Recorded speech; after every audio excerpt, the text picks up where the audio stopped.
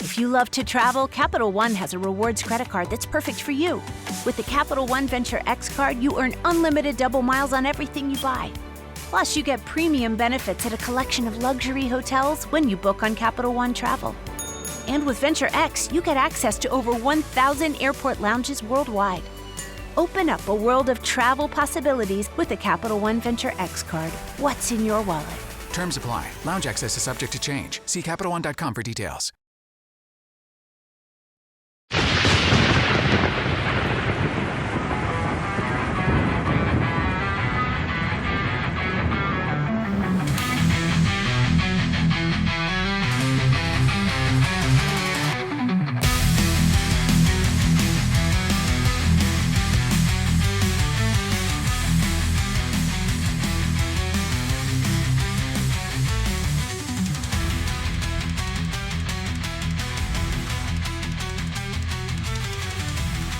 Well, we are going on an adventure, pilgrims, so grab your walking stick, steady your footing, and let's set out together. Let's go out the front door and see what is in a world growing darker by the day. Get your lantern, hold it high, and light the way for those searching for the truth. For did you not know that we too are all stewards of this world, learning, teaching, protecting, and exposing the darkness that seeks to remain hidden? Welcome to the Pilgrim's Great Chronicles, folks. Now, before we get into today's topic, I have some really great news. I think it's great news anyway. Starting this week, we're going to be launching a new Wednesday night podcast at 9 p.m. Central Standard Time. This one is all about you folks. We read all your comments, your emails, your questions about our videos and past episodes. So, many of you already know this because you can see that I comment, but if you've got something on your mind, whether it's a deep theological discussion, a connection you've uncovered, or a challenge to something we've said, Wednesday nights will be the time to bring it up because I will most likely read it if it's good. So make sure you're subscribed and following and ready to engage. It only takes 1 second to hit that follow button and that bell. And so few people do it on anybody's podcast. So if you want to stay engaged and you like what you're hearing and you want to be able to be involved with a podcast that actually reads and comments on what you're saying, make sure to subscribe. And so let's get to what is going on today. Egypt after the Exodus. So now, have you ever stopped and wondered what actually happened to Egypt after the Exodus? We all know the story about the 10 plagues, the parting of the Red Sea, Pharaoh chasing after the Hebrews to his own destruction. But then what? What does history say about the most powerful empire in the world at the time suffering such a devastating loss? This is something my wife and I were talking about the other day, and it sent me down a little bit of a rabbit hole, because when you start digging, you realize just how much of Egypt's history after the Exodus is either rewritten, ignored, or just conveniently missing at all from the record. And what you do find is strange. And so today we're going to unpack it, and we're going to look at the immediate aftermath, the loss of Egypt's military, its economic collapse, and the political upheaval that followed. We'll also examine ancient documents, like the Ipuwer papyrus. Very hard to say with your lips. It makes my lips trip. So I apologize in advance if at any time I mispronounce it or don't enunciate correctly, because I've had corrections here and there, and sorry, I'm human. It is spelled Ipuwer for those who want to look it up. And I don't need to spell papyrus. We all know how to spell that. So we'll also talk about the mysterious rise of the Hyksos, foreign rulers who took over Egypt when it was at its weakest. And of course, we're going to connect all of this back to the Greater Seed War, because make no mistake, Egypt wasn't just a military power, it was a spiritual stronghold. And that is the overarching theme of our podcast and You Will Know YouTube channel. So this was more than just the fall of a kingdom. It was a targeted judgment against a Nephilim-influenced empire that had to be broken in order for God's people to be truly set apart. So, with that in mind, get ready, pilgrims. because we're stepping into the ruins of Egypt, following the echoes of a civilization that thought itself untouchable, and we'll see how its fall fits into the bigger war that has raged from the beginning. And with that, we're going to discuss 5 topics in regards to all this. We're going to go into the immediate aftermath. We're a devastated nation, a loss of the chariot corps. Egypt's elite warriors were wiped out, which was the equivalent, really, of losing a modern nation's special forces and armored divisions in one strike. We'll be covering the economic collapse and the power vacuum in the throne. And then number 2, we're going to go over Egyptian records, some of the censored history from the Ipuwer Papyrus. This is a document from ancient Egypt that describes a time of great devastation with references to a nationwide catastrophe, rivers of blood, loss of firstborns, and social collapse, eerily mirroring the biblical plagues. It's very interesting. We'll also go over Manetho's writings. If I'm mispronouncing that, sorry. He's an Egyptian historian, recorded a mysterious invasion by foreigners, potentially linked to the Hyksos, right after a time of calamity in Egypt. We'll also go over the Amarna letters. These diplomatic messages suggest that a Canaanite king, or Canaanite kings, saw Egyptian influence wane dramatically after a great disaster, leaving the land open to new power struggles. And then 3, who took over Egypt's current world power? We have the Hyksos invasion theory after the Exodus. Egypt became weak, and the Hyksos, possibly a Semitic people, seized control. We'll go over some of the finer detail of that. And 4, was Pharaoh Nephilim tainted? There are some ancient traditions that claim that pharaohs considered themselves divine because they carried a, quote, blood of the gods, linking to the seed war that we discuss. Egypt's obsession with the afterlife and the resurrection may hint, and I think it does, at fallen angel influence, as they sought to preserve their rule beyond death.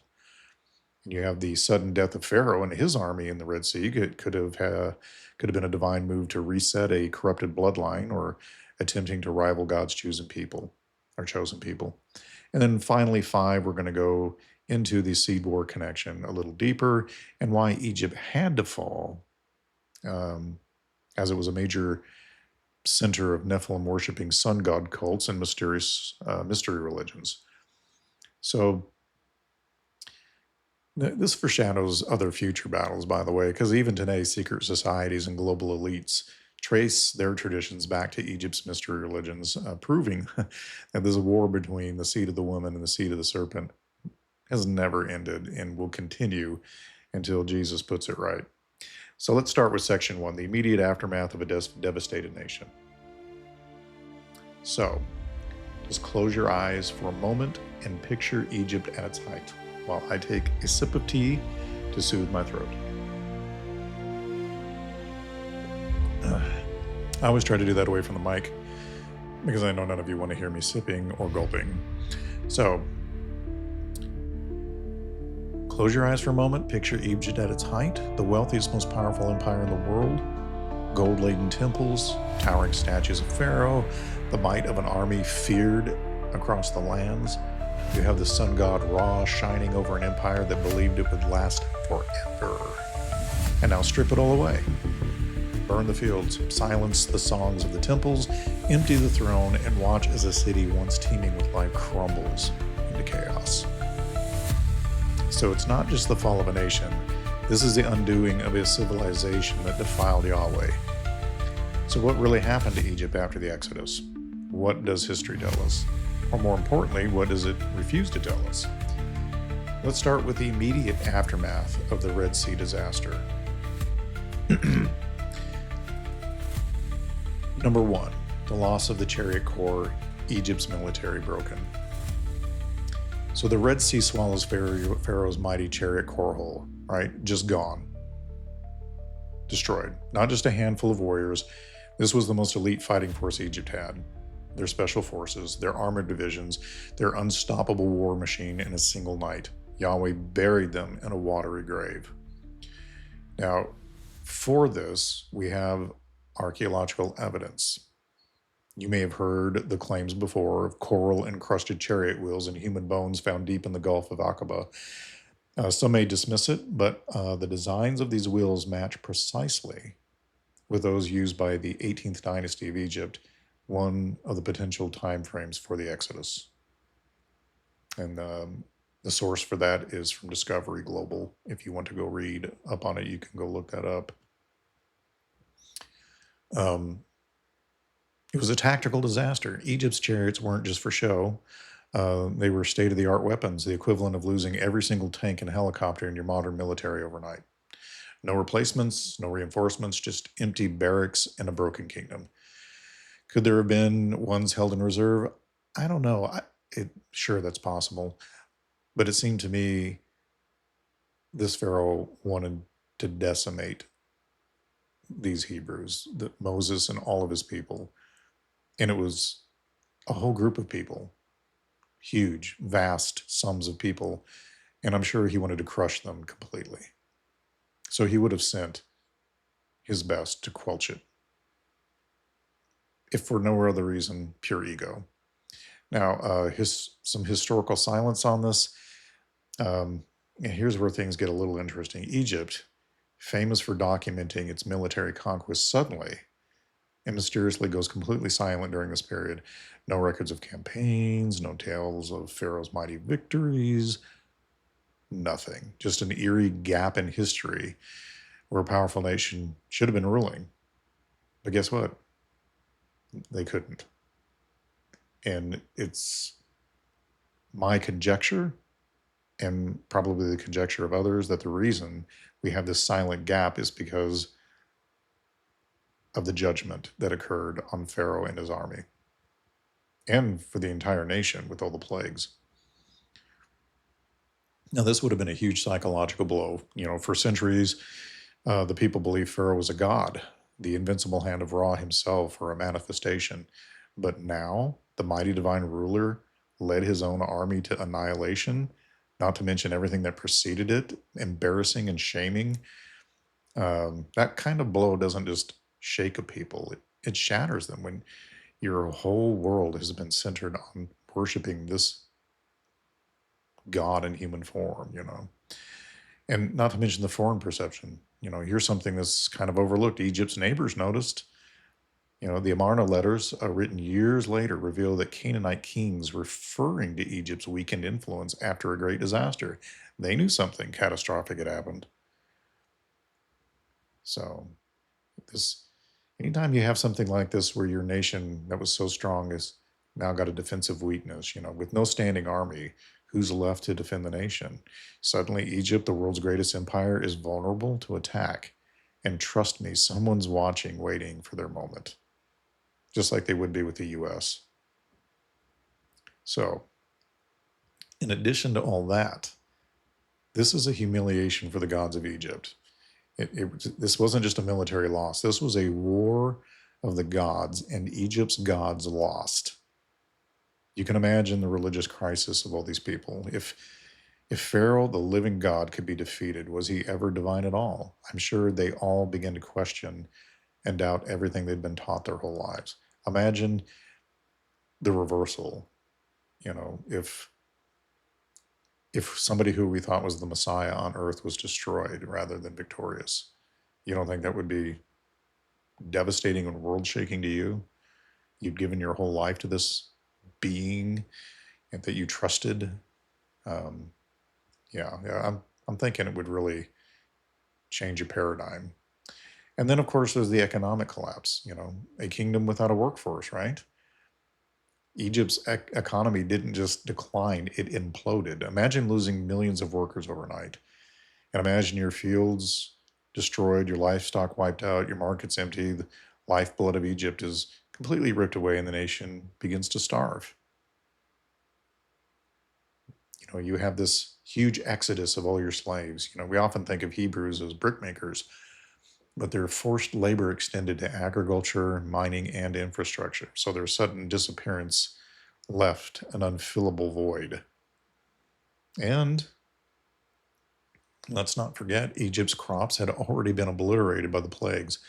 There was a hailstorm, locust swarms, the bloody Nile, and all this left the land barren. The Exodus was just the final nail in the coffin. And then there's the lovely twins of famine and inflation.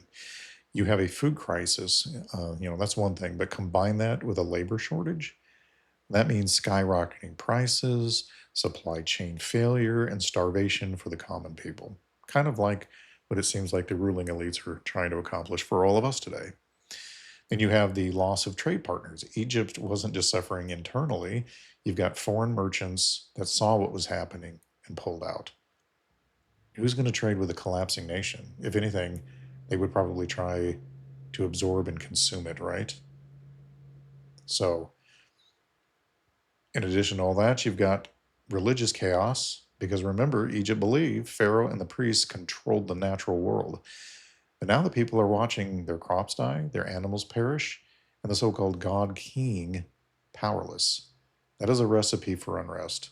Not to mention, they saw Moses' snakes eat the other snakes, right? And then we have a taxation crisis. The government functioned on a high taxation, especially from the labor force. No labor, no taxes, no taxes, no army, no kingdom. Now, I'm not 100% sure how that all operated within Egypt, but I would assume, just like with every culture on this planet, there was a massive loss in revenue incoming when you lose your entire labor force. And with that kind of thing going on in your culture, you're going to have widespread unrest, because people who are going hungry and experience things like this tend to riot.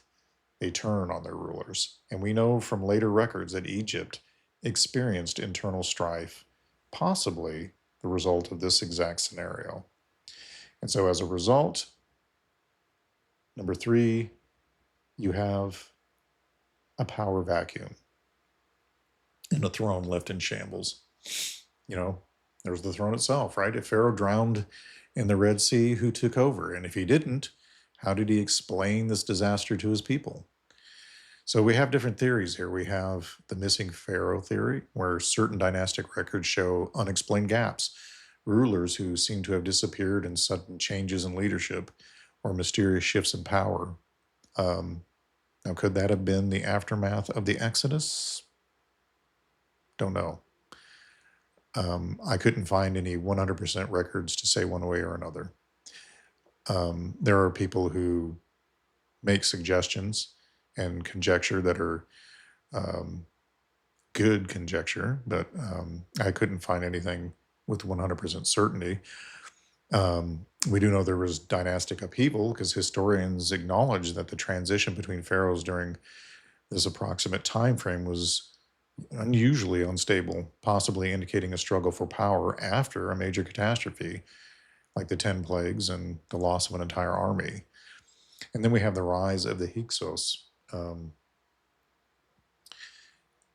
Gets pretty weird here, because the Hyksos appear to be a foreign Semitic people, and they invade and take over Egypt not long after this time period.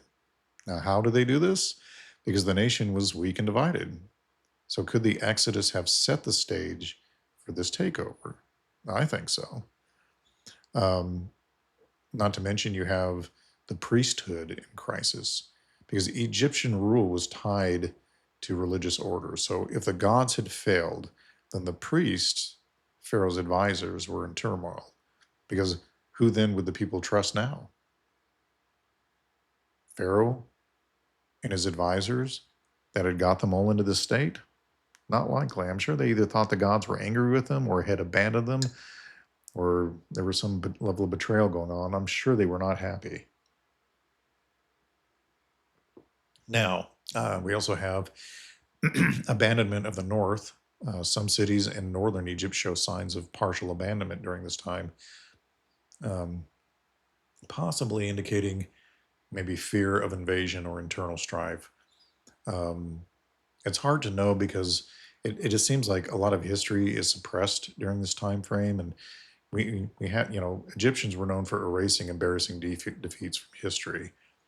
And it could be one of the reasons why the records of this period are so scattered, or difficult to locate or find.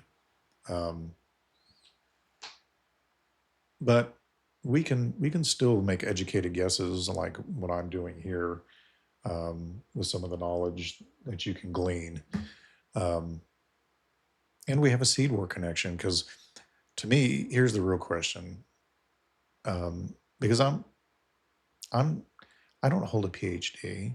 I'm just like one of you folks pilgrimaging in this world and looking around and curious and thinking critically and examining what's going on in the world. And when I want to find out something, I go looking. And so, with that in mind, with what I look at and share with you, it's just me digging, just like you all do. And what I have found is that for me, the real question is it just politics, or is this some sort of divine judgment against a Nephilim tainted empire that had to be broken? Was Egypt's collapse part of this ongoing battle that seems to have been around since the time of Adam and Eve in the flood? And, seed of the woman, seed of the serpent. So, and this is just the beginning. Next, we're going to go into and uncover the hidden records Egypt doesn't want to talk about, and why their silence is louder than words. So stay with me. Our adventure continues in section 2 here. Egyptian records, censored history. So we have the silence of a fallen empire. We all know that history is written by the victors, right? Or at least that's what they say. Sorry, I'm having to drink tea to soothe my throat because of whatever's in the air. Still, I don't know if it's pollen or what the deal is, but maybe the chemtrails, right? But, so what happens when the loser is so ashamed and so utterly humiliated that they erase the story altogether? What happens when an empire built on divine kingship suffers a defeat so catastrophic that it buries the evidence, leaving only whispers in forgotten scrolls? Because that's exactly what we seem to find when we try to trace Egypt's history after the Exodus. It's like the mighty Pharaoh, self-proclaimed god of gods, chases a group of runaway slaves into the sea and then vanishes. His empire, once feared across the world, just suddenly crumbles. And yet if you search Egyptian records, you'll find virtually nothing. No admission of failure, no record of the greatest disaster in their history, just, crickets, silence. I wish I had a cricket sound effect thing. I would have put it right here. But here's the thing about history. It doesn't like to stay buried. So if you know where to look, the truth is still there, hidden in censored accounts, altered inscriptions, and fragments of records that weren't completely erased. And today, we're going to dig them up. And I apologize in advance for my difficulty in pronouncing some of these records. For example, number 1, the Apur Papyrus, a first-hand account of chaos. There exists in ancient Egypt a document so unsettling that many scholars have tried to dismiss it as just a poetic exaggeration. It's called the Ipuwer Papyrus, and it describes a nation utterly wrecked by a series of catastrophic disasters. And here's what it says. Rivers turn to blood. Quote, "The river is blood. Men shrink from tasting it. All the water is gone." That is a direct quote. Does it sound familiar to you? Because that's exactly what the first plague of Egypt did. It turned the Nile into either blood or something like blood. Not very good for drinking. And then mass death of firstborns. The Apura writes, "Woe is me, for the children of princes are dashed against the walls. The heir is dead, and there is no successor." A poetic lament? Or is it a chilling record of the 10th plague that struck down Egypt's firstborn sons? Because that's what it sounds like to me. And then the collapse of the economy. He describes starvation. He says grain is lacking on all sides. The storehouse is bare. There is no food. if the plagues had wiped out crops and livestock, that is exactly what you would expect, right? And then social upheaval. It says, the servant is now the master. Now, that's a pretty odd statement unless you just lost millions of Hebrew slaves who had been the backbone of your labor force, causing an economic and class crisis. And then we have raids and lawlessness. The Apur tells of a land where foreign invaders are everywhere. There is no protection for the people. Well, why would there be? After Egypt's military was wiped out, it makes sense that outside forces would have been seen that as an opportunity to come in, right? And then religious panic. Quote, the temples are desecrated and the gods do not hear. Now, this is huge because the entire Egyptian system was built on the belief that Pharaoh and the gods controlled order. So if their gods had failed to protect them, this statement could signal a complete and utter crisis of faith. Now, we may think that's no big deal because most of us listening to this or what have you are Christians, but imagine it in our religious belief. If something, experiential completely contradicted everything you believe. We may experience that soon, right? Since we're all expecting some sort of grand deception that's probably going to involve these interdimensional beings posing as aliens or whatever is going to happen. Nobody knows for sure, but we can conjecture, and you can see the narrative being built for it. And then the historical timing. Quote, scholars debate the date of this text, but many place it close to the estimated time of the Exodus. Now, if that's true, then we're looking at pretty much a direct Egyptian account of the biblical plagues. Paraphrased to some degree, but I read you a few up there, and that sounds pretty close to me. And then 2, we have Manetho's writings, the invasion after the Exodus. So Manetho, and I think I'm pronouncing that right, Manetho, it's spelled Manetho.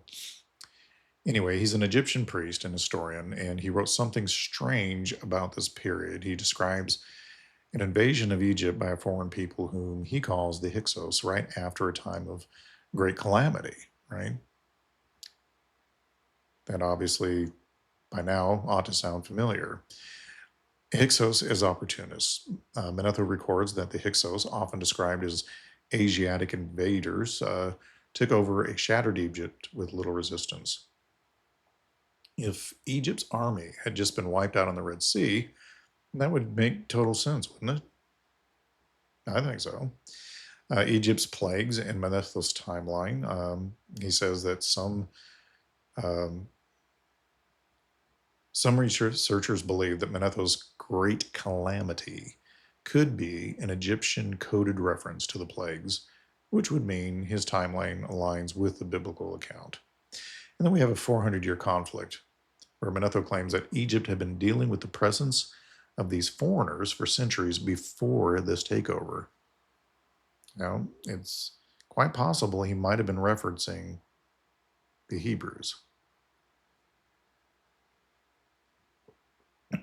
That's what it sounds like to me. So, in addition to all this, we have the Exodus hinted at. One interpretation of Manetho's work is that Hyksos' rule ended when another foreign people rose up and left Egypt en masse. Does that sound like a mass exodus to you? And then we have Egyptian revisionism. Later Egyptian historians altered Manetho's writings, seemingly trying to downplay or distort his original records. Now, why would they do this? Well, it's because some cultures, admitting to a catastrophic collapse would be devastating to Egyptian pride. Some people aren't necessarily interested in honesty. And you can look at even American history and how some things are rewritten and candy-coated. It's not like we don't do the same thing. Now, Manetho does not name the Pharaoh who ruled during this time. This admission itself is kind of telling. Was his reign too humiliating to record, or was he afraid to record it? Don't know. I would only be able to conjecture. And I received a PDF file from Derek Gilbert on some of the possible pharaohs, but I don't want to go into it because, like, I don't know, it would just be conjecture. And I don't want to do too much of that in here. I'm doing enough as it is, but I do want to quote, where I can, things that can be more backed up, and I also don't want to necessarily take too much from somebody else's work. So, I would say that there does seem to be a clear historical pattern. Ancient civilizations often rewrote history to hide embarrassing defeats. So could Manetho's writings be a distorted but preserved remnant of the truth? I think it is probably that preserved remnant, maybe slightly distorted, in the same way that our press, our yellow journalism does what it does.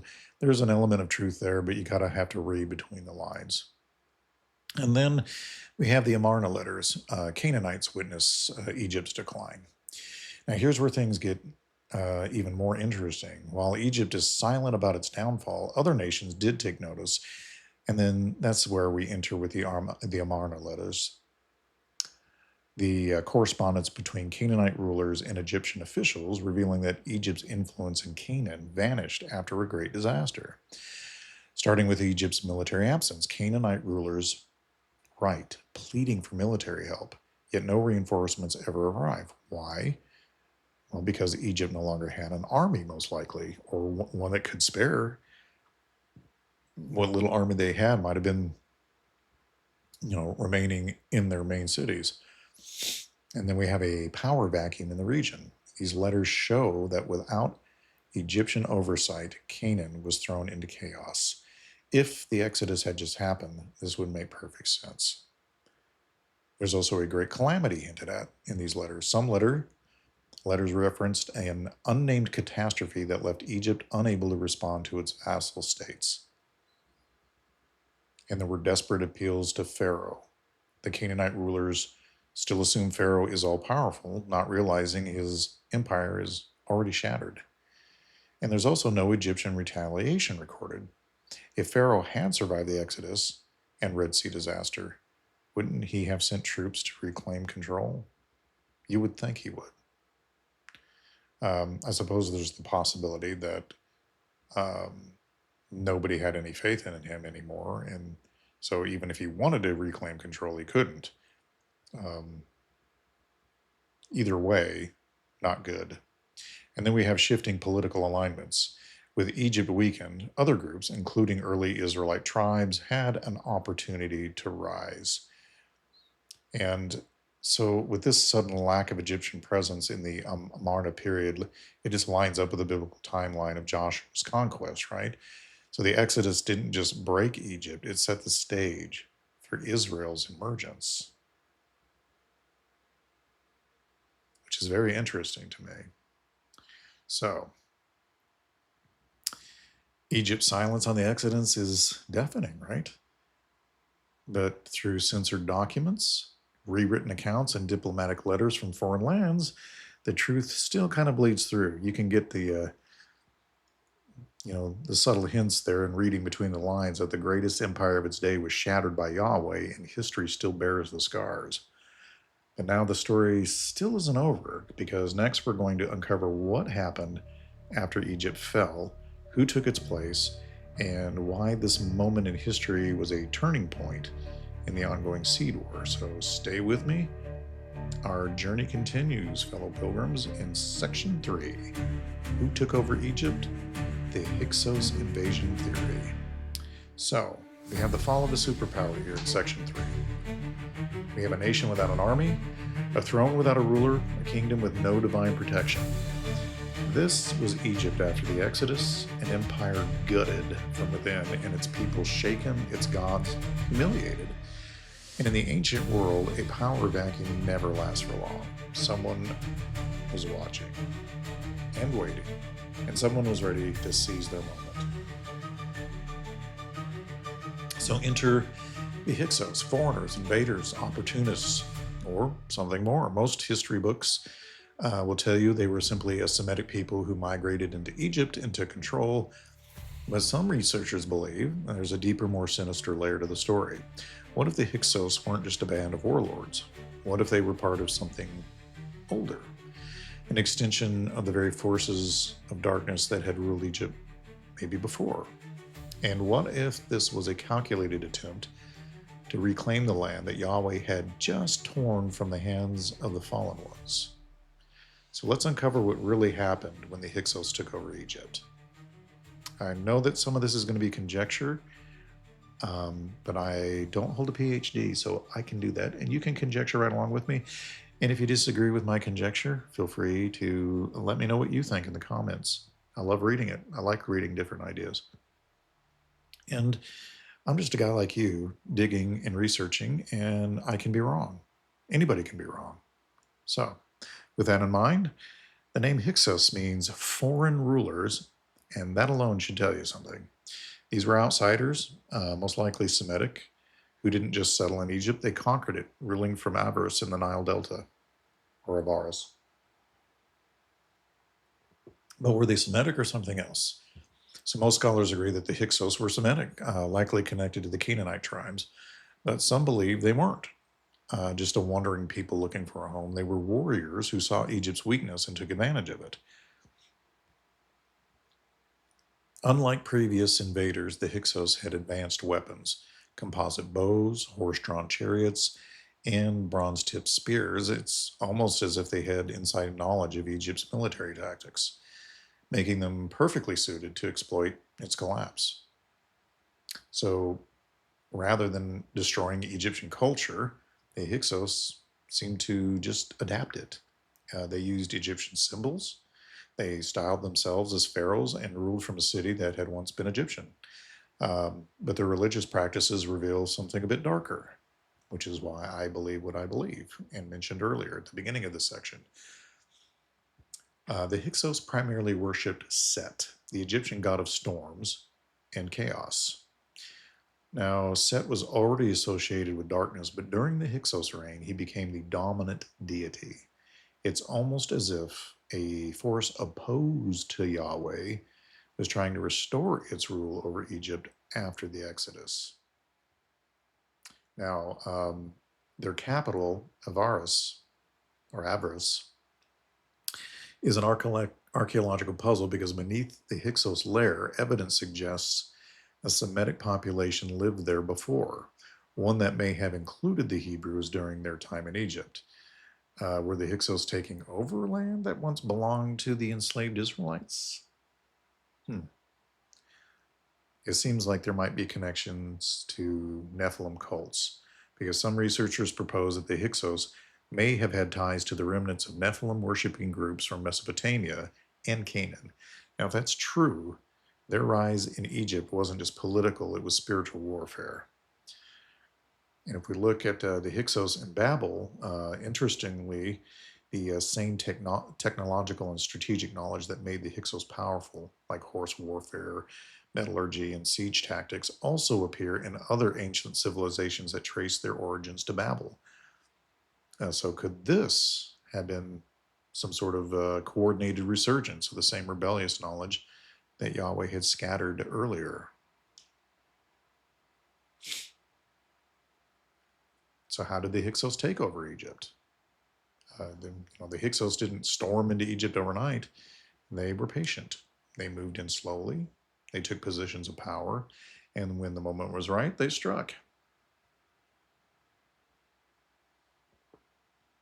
Some sources suggest that Hyksos took control without much resistance. Now, why? I would say because Egypt was too weak to fight back. The Exodus had left them leaderless.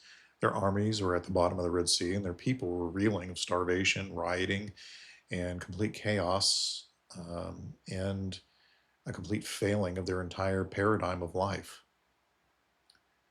So we also have records that indicate that Hyksos may have first come as traders, craftsmen, and mercenaries.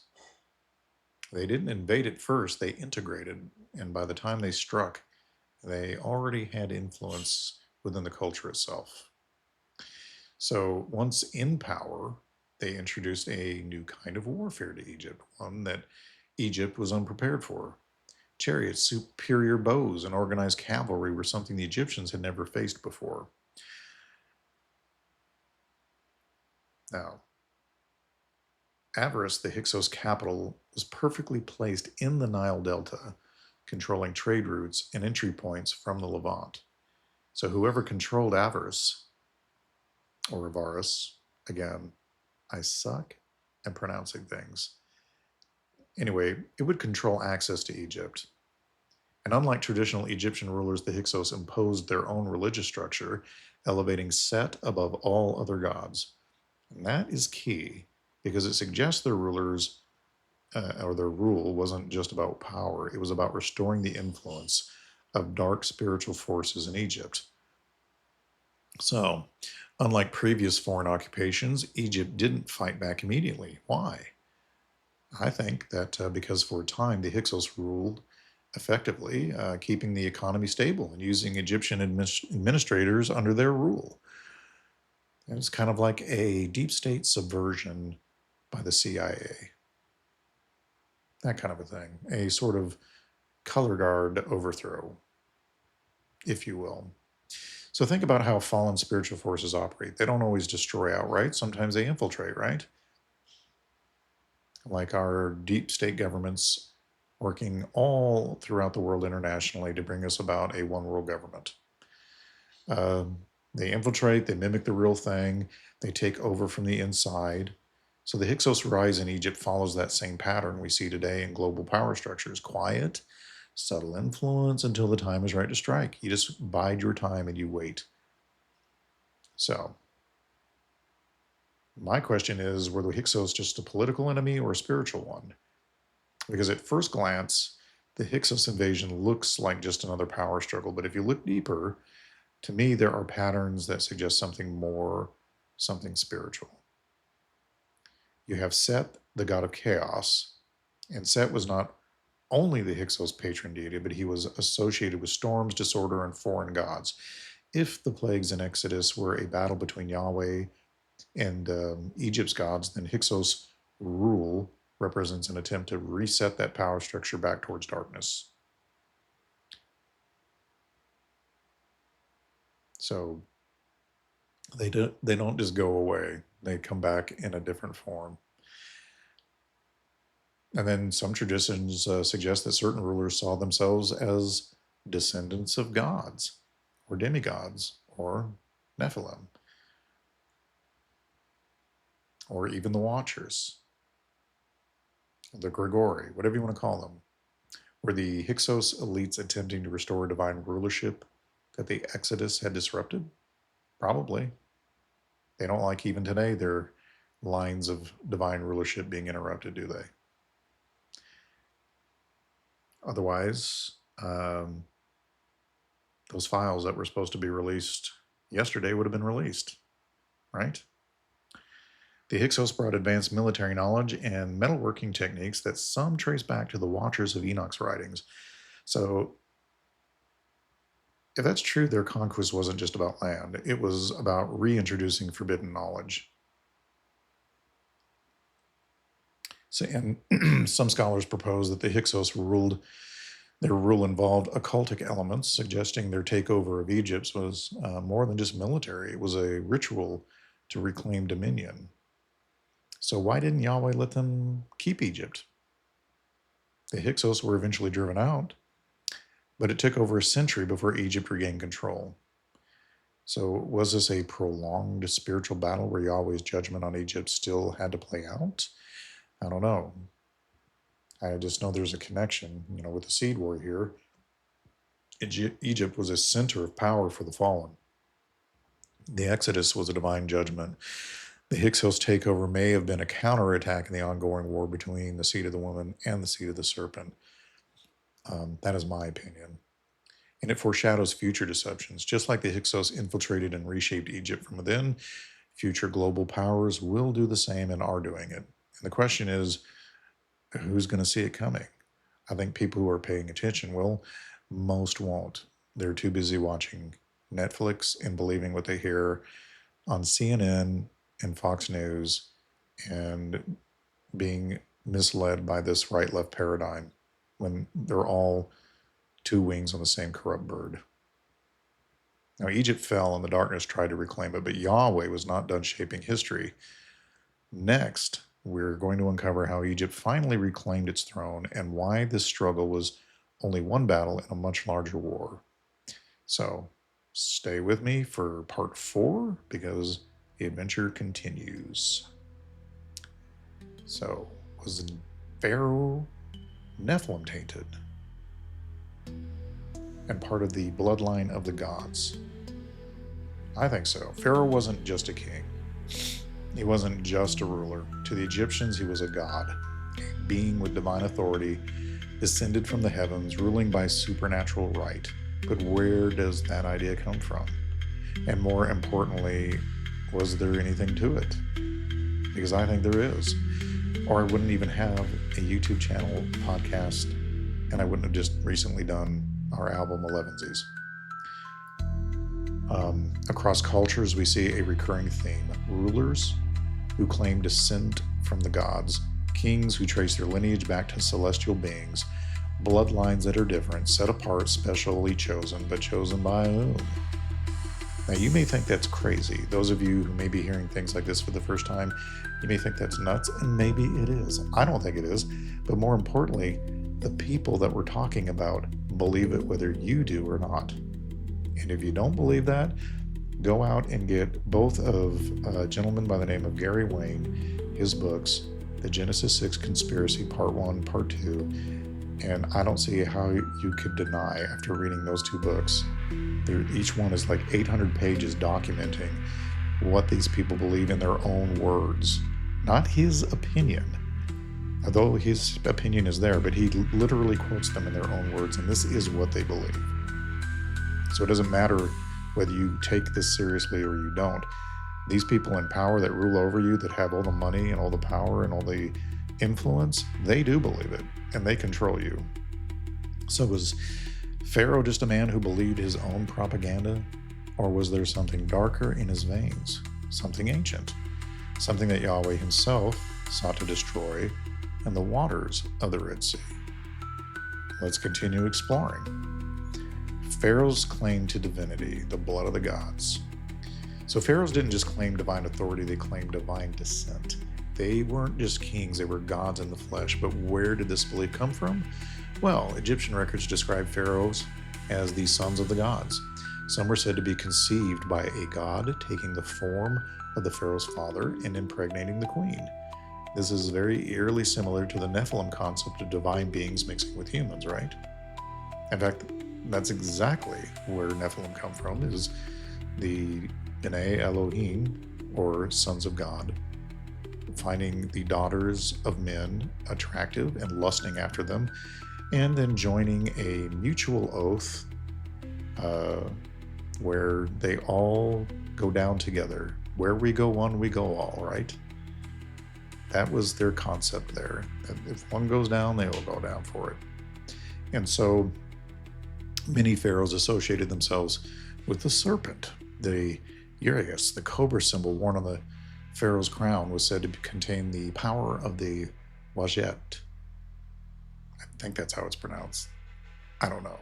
It's spelled W-A-D-J-E-T. It's a goddess tied to wisdom, power, and divine authority, or in biblical terms, serpentine knowledge. And then we have the Ka spirit, possession by a god. Pharaohs weren't just seen as divine at birth, they were believed to be physically possessed by a god at their coronation. Is this an early version of demonic possession? And by the way, it's not just demons that can enter and control a human body. I know that angels can take human form and look just like us, but if it's to their advantage, like in the case of Lucifer entering the body of Judas, they can certainly do so with permission. So don't grant it to them. So here we have a description of what I've mentioned in previous videos.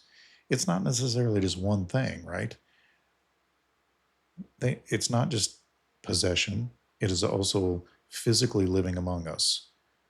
That takes place by these fallen watchers and their offspring, and those who are their adherents that may avail themselves to being avatared or possessed. They want it. They have rituals to achieve it. So, the first pharaohs, who were they? Ancient Egyptian history speaks of a time before human kings, a time when gods ruled over Egypt. Were these just myths? I don't think so. I think at this point, there are so many cultures who describe this exact same thing, we would be fools not to realize that this literally happened in some golden age before the flood, and even for a time afterwards. These gods literally lived among human beings. It's why we have pictures of giants everywhere, pictures of strange things, hieroglyphs, all of these odd things weren't just great fiction writing back then, it was history, and they recorded it because they ruled. Now, I suppose one could say they were distorted memories of the Watchers and their offspring ruling in pre flood civilizations, because that's what I think it was. And there's a connection to Nimrod. If Nimrod became a mighty one, a Gibborim, something more than human, is it possible that later rulers sought to recreate the same transformation? And was Pharaoh's claim to divinity a remnant of that same rebellion? I think that's another possibility. I think these characters are often portrayed in Hollywood films in ways that they have to advertise in the same way God has to, through his promised, I shouldn't say he has to, but he has told us that he won't do judgment until he sends his prophets to warn us first. I think in a very similar way, these beings are required to do likewise and do so through things like Hollywood films, the media, and so on. And you just take it as entertainment. And I think we've been conditioned to accept that idea. Does that make sense? Like, in some way, for decades now, they have been telling us, but in a way that's not so obvious, you know, through the television, right? Hollywood.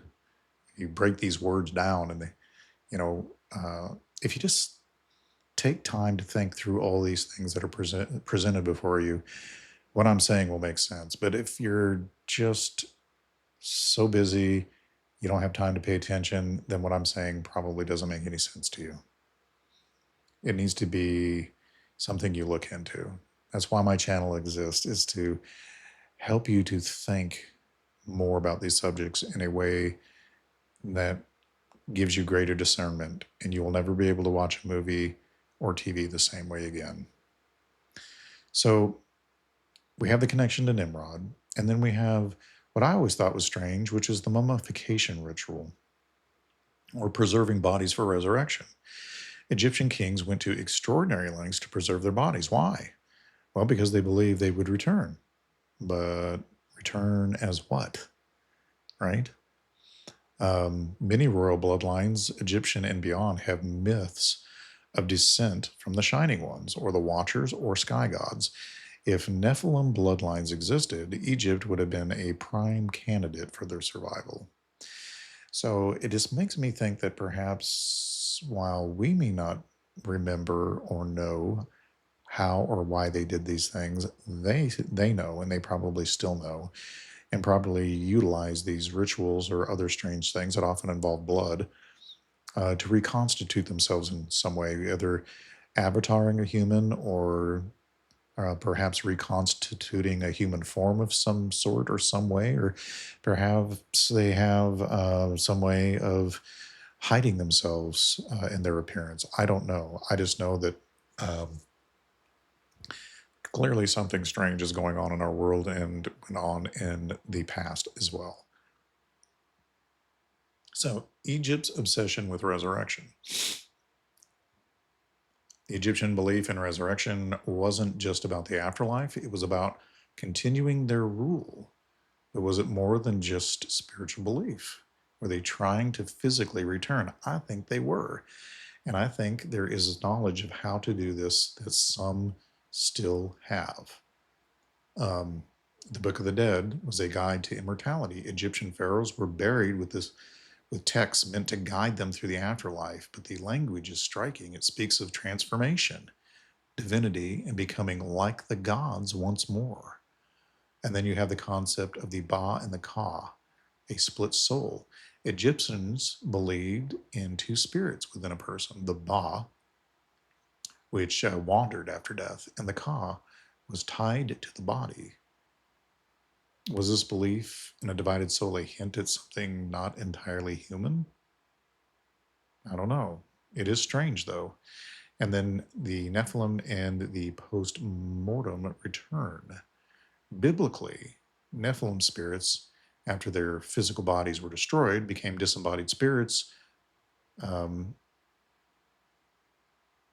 that were basically what were later referred to as demons.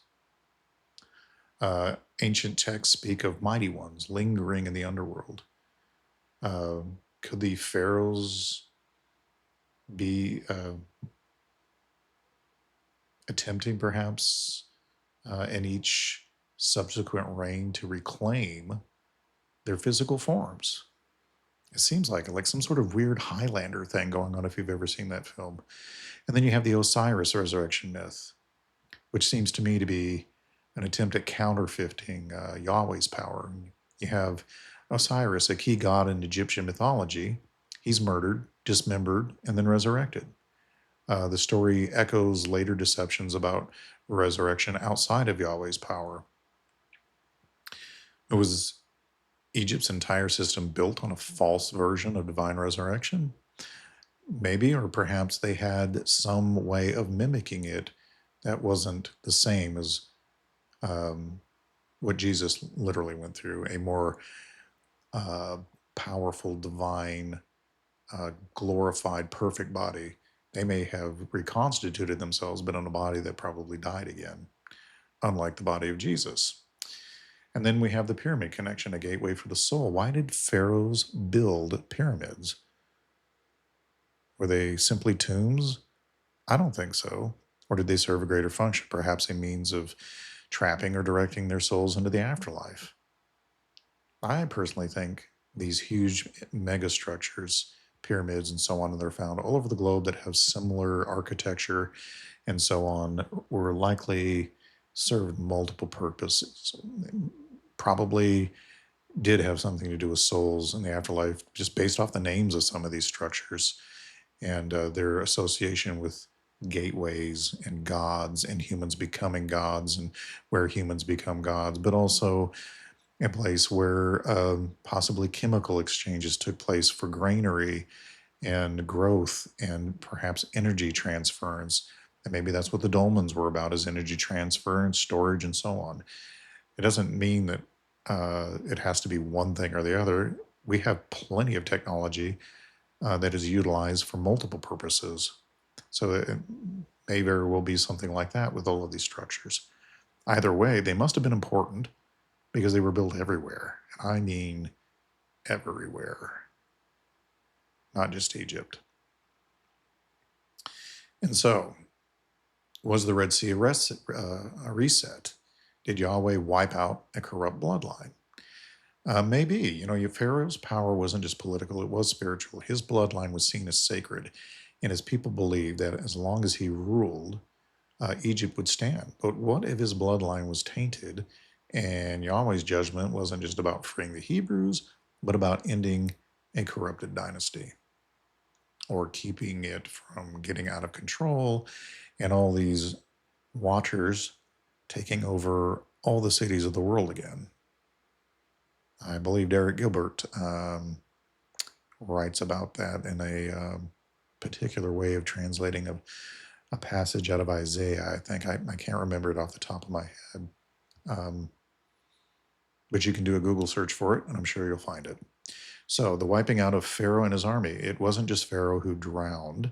It was his elite warriors, his royal guard. These were the most loyal, possibly even those of similar divine descent. There was no successor named. Unlike other dynastic changes in Egyptian history, there is no clear heir named after the Pharaoh of the Exodus. It's almost as if his entire line ended with him. I mean, his firstborn son was killed by the angel of death, right? The 10th plague.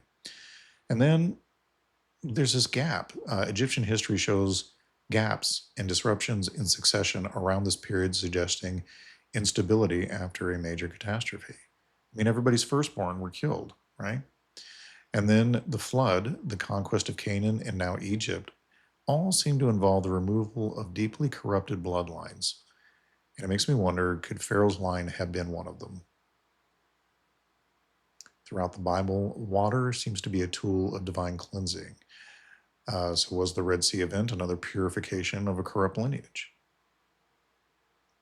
And if so, then once again, we have the Watchers' plans disrupted once again. You know, one of the greatest disruptions was in Genesis 11. That's why I think the Masons love that number. They're influenced by the Watchers, and that's a big reminder for them. So if the Pharaohs were tied to the Watchers' rebellion, then their destruction was a major setback for the fallen ones, another failed attempt to establish a kingdom independent of Yahweh. Now, could the continuation of this bloodline, could have it continued elsewhere? Did remnants of this corrupted bloodline survive? Were other civilizations influenced by this divine kingship model, one that traces back to the days of the Nephilim? I think clearly so, because Gary Wayne documents it in both of his books. And so even if you don't believe it, the people who trace their bloodlines, these world leaders who talk about it, and in their own words, trace their bloodlines back to these people, they do believe it. So the Exodus isn't just about freeing the Hebrews. I mean, that is important, but it was also about breaking an ancient corrupted dynasty. But again, the war still isn't over. The fallen ones would try again through new empires, new rulers, and new bloodlines. That seed war is going to continue. And so next we're going to uncover our final section, how Egypt's collapse set the stage for the future, and how this story still echoes into our world today. So stay with me for section 5, because this adventure ain't over yet. Section 5, why Egypt had to fall, the seed war connection. So let me grab a sip of tea real quick.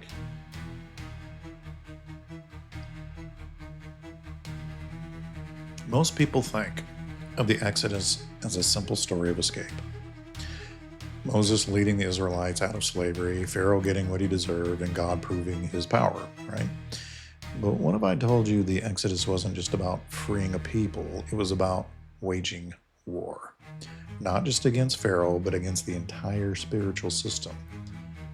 Against a network of darkness that had ruled the ancient world for centuries. The one mentioned by Paul, I believe, where he talks about us not wrestling against flesh and blood. So Egypt wasn't just another kingdom, it was a power center of the fallen ones, in my opinion. A place where God ruled his kings, where their bloodlines sat on thrones, and where the knowledge of Babel continued in secret. The destruction of Egypt wasn't just a moment in history, it was a part of a war, one that started in Genesis and still rages today.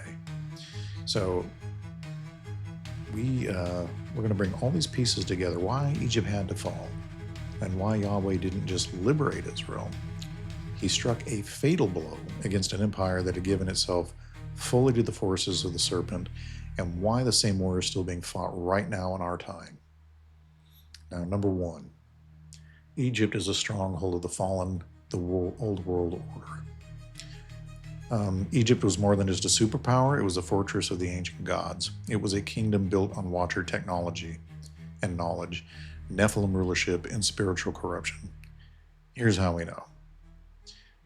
The mystery religions of Egypt. Egypt was the center of the world's first recorded mystery schools, esoteric teachings passed down through priesthoods who claimed divine knowledge from the gods. These were the same types of occult teachings condemned in the Bible. And we have the continuation of Babel's knowledge. The flood was meant to wipe out corrupted knowledge, yet Egypt somehow preserved it. The same mathematics, architecture, and astronomical knowledge that fueled Babel's rebellion appear in Egyptian temples, pyramids, rituals. I don't think this is a coincidence. I also think they possess the same knowledge that turned Nimrod from a human into something else um, that wasn't immortal and glorified, but still much better, stronger, and perhaps larger than a normal human. Um, Egyptian rulers claimed descent from the gods, just like the pre-flood kings and the Nephilim rulers of Canaan. It wasn't just political, it was a spiritual blueprint that other nations would later adopt. Unlike other ancient kings, Pharaoh was worshipped as a god in the flesh. He wasn't just ruling for the gods, he was a god, a concept eerily similar to the beast or antichrist system that is coming in the future in Revelation. I mean, even into the 40s, the Japanese worshiped their emperor as a god in the flesh. It's not like this is something bizarro or whatever. This, to this day, I believe there are some that still do this, some cultures. The book of Exodus makes it pretty clear that Egypt's power wasn't just political, it was occultic. When Moses performed miracles, Pharaoh's magicians matched them up until the power of Yahweh overwhelmed them, right? And then Greece, Rome, and even the elites of today have traced their knowledge back to Egypt. The same serpent cults, the same secret societies, the same deceptions. It all goes back to Egypt's spiritual system and maybe even earlier. And the Bible tells us that the final world empire, Mystery Babylon, will be a revival of all the ancient deceptions. And what empire preserved these deceptions more than Egypt? I can't think of one. They seem to have it all down. So, the Exodus as a divine war, the conquest of a false kingdom. The Exodus wasn't just a political rebellion, it was an act of war. Yahweh wasn't just rescuing his people. He was executing judgment on the gods of Egypt, on their rulers, and on their spiritual corruption. The plagues were targeted attacks on Egyptian gods. Every plague in the Exodus systematically dismantled Egypt's spiritual hierarchy. The Nile turning to blood, a direct attack on Hapi, the god of the river. Darkness over the land, an assault on Ra, the sun god. The death of the firstborn, a final strike against Pharaoh himself, the divine sun. And we have the defeat of Egypt's spiritual system. When the Red Sea closed, it didn't just kill Pharaoh's army, it symbolized the complete destruction of Egypt's power. It was a final judgment on a kingdom that had given itself over to the Watchers. And God didn't just pull Israel out of Egypt. He spent 40 years pulling Egypt out of Israel. Let me say that again. God didn't just pull Israel out of Egypt. He spent 40 years pulling Egypt out of Israel. He wanted them separate from the corrupted influence they had lived under for generations. So with Egypt shattered, Israel was now free to become a nation set apart, and it had to be, because the war for the seed of the woman was far from over. All right? And we have a pattern here of judgment on corrupt nations. First Babel, then Egypt, then Canaan, then Babylon, then Rome, and one day the final beast system. The war never stopped. It's still going on to this day. And they still walk among us in deceptive ways. And they still avatar, they still possess, they still control. So there's a prophetic pattern here. The book of Revelation describes another Exodus, this time from the final Babylonian system before judgment falls again. Egypt's fall is a template for the future. So though Egypt fell, the forces behind it have never stopped, and they moved to new nations, new empires, new elites, and they're still fighting today in various deceitful ways. And in a future video, I'm going to go over their tactics so that you know what's going on to a greater detail and can be more discerning. So let's look at some of this modern world influence from Egypt and these other, Watcher-controlled systems. If you think Egypt's fall ended the war, think again. I'm losing my voice. Hold on.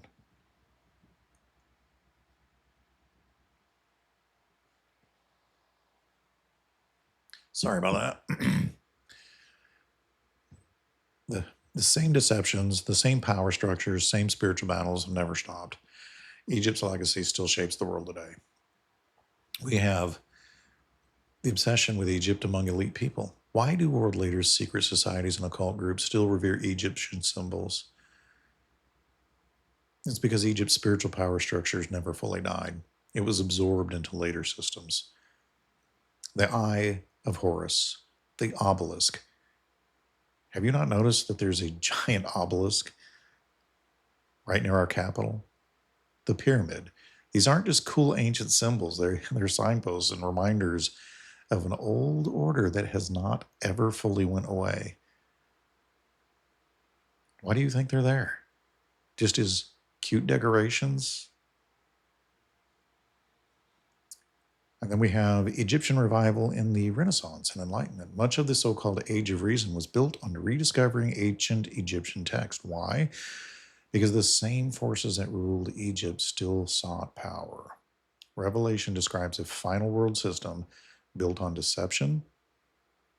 And when I say that, I'm not just talking about normal lying of people to one another. I'm talking about information war, propaganda, the controlling of populations through carefully crafted deceit and trust, and so on, that you see within organizations like the CIA, the FBI, controlling the media, your popular culture, using things like bots, because they know that if enough of you think something is cool, you're all going to go for it.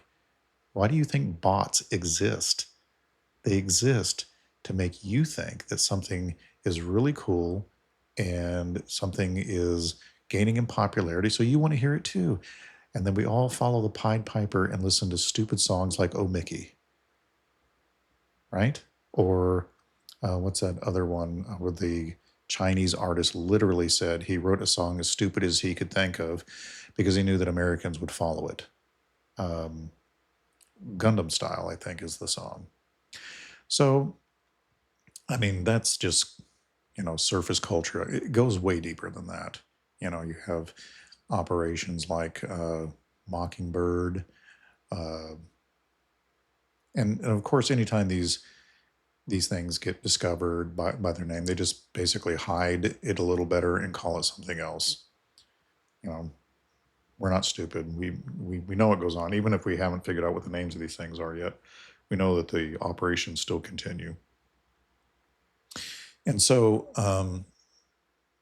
we have deception, occult knowledge, and oppression. It mirrors Egypt in so many ways. Its wealth that it controls, its worship of false gods. And then you have the DNA obsession of modern elites. Is there a reason certain bloodlines remain in power? Does the ancient belief in divine rulers still linger behind closed doors? It sure seems like it. And they breed amongst themselves primarily, don't they? And if they have to go outside it, it's like they can't stand it. And whoever it is they have to bring in from the outside, it's like they're hated. The first person that comes to mind is somebody like Princess Diana.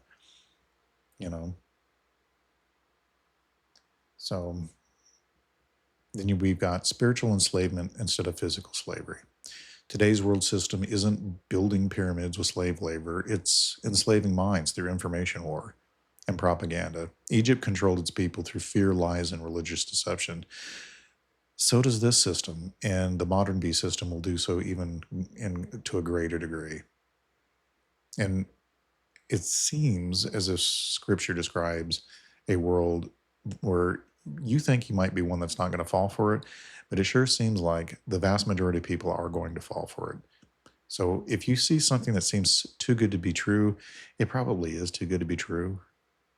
Like this current administration, just be very leery. And, I like, I really like it when Trump gives it to people like Zelensky, and I like how he treated the governor, but some part of me thinks it's all too perfect in a setup. Like it's just a big, he knows she's going to say it, and it's all just a big game for us to buy as they Pied Piper us right into world government.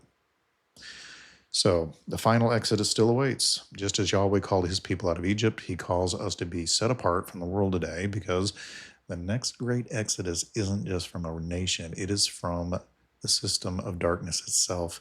And that system is going to be really pissed because it knows it doesn't have a whole lot of time. And it ain't going to be nice to you at some point. You get the knife in the back. So what I discovered in all this is that the Exodus was only the beginning. The fall of Egypt was a victory, but not the final one. The war didn't end at the Red Sea. It only shifted to new battlefields, new kingdoms, and new tactics. And today we are still in the middle of that war. And the question is, are you still in Egypt, or have you left that system behind? Are you still falling for the movies and for the media and listening to their BS and being divided against your brothers instead of praying for them? Yeah.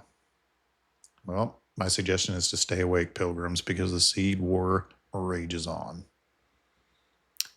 And with that being said, I would just say, fellow pilgrims, we have walked through the ruins of Egypt together. We have traced the echoes of an empire that defied the Most High, uncovered the hidden records that history tried to erase, and then seen the great exodus for what it truly is, not just a fight to freedom or a flight, but a declaration of war between Yahweh and the fallen ones. But this is not where the road ends.